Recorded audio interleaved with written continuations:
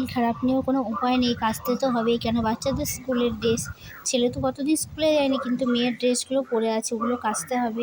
তো কী করলাম, সার্ফটা নিয়ে নিচ্ছি, এখন কাপড়গুলো ভিজাবো। তো সকাল সকাল কেচে দিলে কী হবে, তাড়াতাড়ি শুকিয়ে যাবে। আর এখন তো বর্ষার সময়, যখন তখন বৃষ্টি।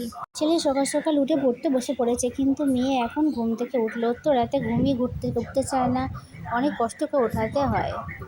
ঝিঙ্গাটা ভালো করে কেটে জলটা ঝরিয়ে এখন ঝুড়িতে রেখে দিয়েছি। যত জলটা ঝরানো যাবে তাহলে জলটা বেশি বেরোবে না। ভালো করে কুচো কুচো করে কেটে নিয়েছি। আর ভালো করে কুচো কুচো করে কাটলে কি খেতে টেস্টটা ভালো লাগবে। আর এখানে কড়াইটা বসিয়ে দিয়েছি তেল দিয়ে, আর তার মধ্যে দিয়ে দেবো এখন একটা ডিম। কেউ দুটো ডিম ব্যবহার করলে দুটো ডিম ব্যবহার করতে পারো, কিন্তু আমি একটা ডিমই ব্যবহার করেছি। আর ডিমটা এখন ভালো করে লবণ একটু সামান্য দিয়ে লাল লাল করে ডিমটা ভেজে নেবার, কঞ্চি দিয়ে ভালো করে নেড়ে নেবো, যেন চারিদিকে ঝুড়ো ঝুড়ো ভাবটা হয়ে আসে। আর ডিমটা একটু হালকা তেলে দিয়েছিলাম বলে দেখো অনেক ফোটা ফোটা গোটা গোটা উঠে আসছে এদিকে। আর ডিমটা মোটামুটি এখন আমার ভাজা হয়ে আসছে, এখন তুলে রেখে দিয়েছি। আর এখানে দিয়ে দিচ্ছি তেলে শুকনো লঙ্কা। শুকনো লঙ্কাটা একটু লাল লাল হলে তার মধ্যে দিয়ে দেবো রসুন কুচি। আর রসুন কুচিতে যে একটু হয়ে যাবে, তারপরে আমি ওর মধ্যে দিয়ে দেবো পেঁয়াজ কুচি। এখন শুকনো লঙ্কা, রসুন আর পেঁয়াজ ভালো করে লাল লাল করে ভাজবো। তো ভালো করে ভেজে নিচ্ছি। ওটা ভাজার পর আমি এখন ওর মধ্যে দিয়ে দেবো কেটে রাখা চিচিঙ্গাটা ওর সঙ্গে ভালো করে নাড়াচাড়া করে নেব।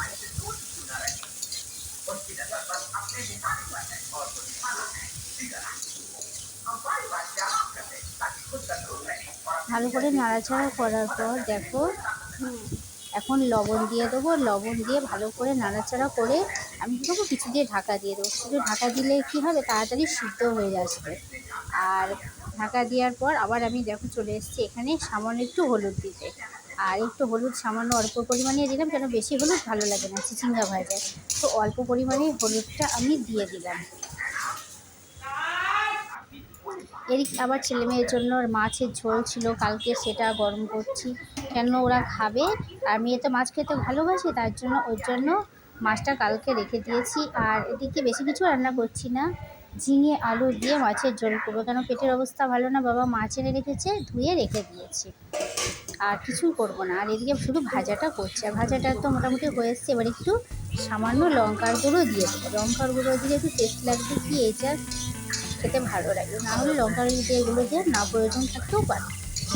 তো ভালো করে দিয়ে নাড়াচাড়া করে নিচ্ছি। অনেকটা ভাজা ভাজা আমার হয়ে এসছে, দেখতেই পাচ্ছ। সারাদিনের সংসারে করতে করতে এইটুকুনি যদি তোমাদের সঙ্গে শেয়ার করতে পারি, এইটুকুনি ভালো লাগে। তো এইটুকুনি রান্না মোটামুটি হয়ে আসলো। আর এবার দেখো পুরো লাল লাল হয়ে গিয়েছে ভাজিটা। এবার তার মধ্যে ডিম ভেজে রাখা ডিমটা ওর মধ্যে দিয়ে দেবো, দিয়ে ভালো করে নাড়াচাড়া করে আরেকটু ভাজবো, তাহলে খেতে কী হবে, ভালো লাগবে। মোটামুটি হয়ে এসছে, এখন ভাজিটা আরেকটু নাড়াচাড়া করে তারপরে নামাবো। আর লবণ তখন সবই মোটামুটি ঠিক পরিমাণ মতো দিয়েছি, লবণ পুরো ঠিকঠাক হয়েছে।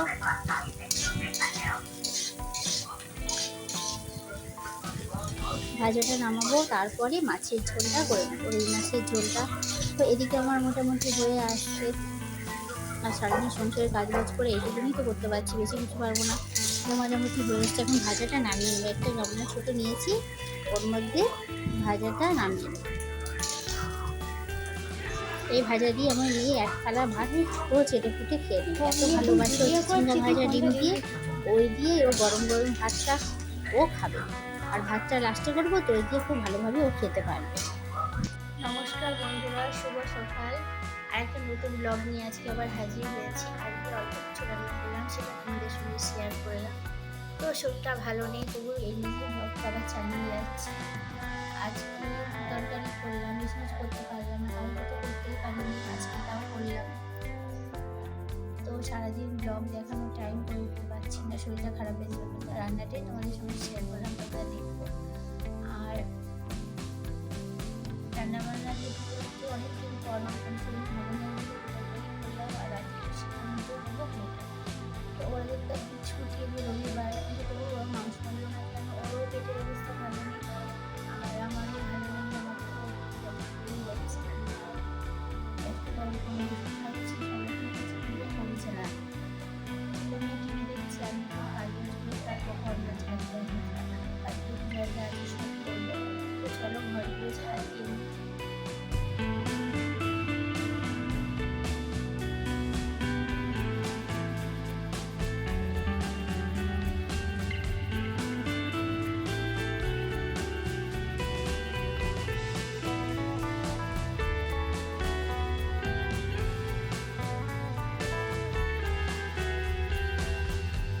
স্নান টান করে চলে আসলাম।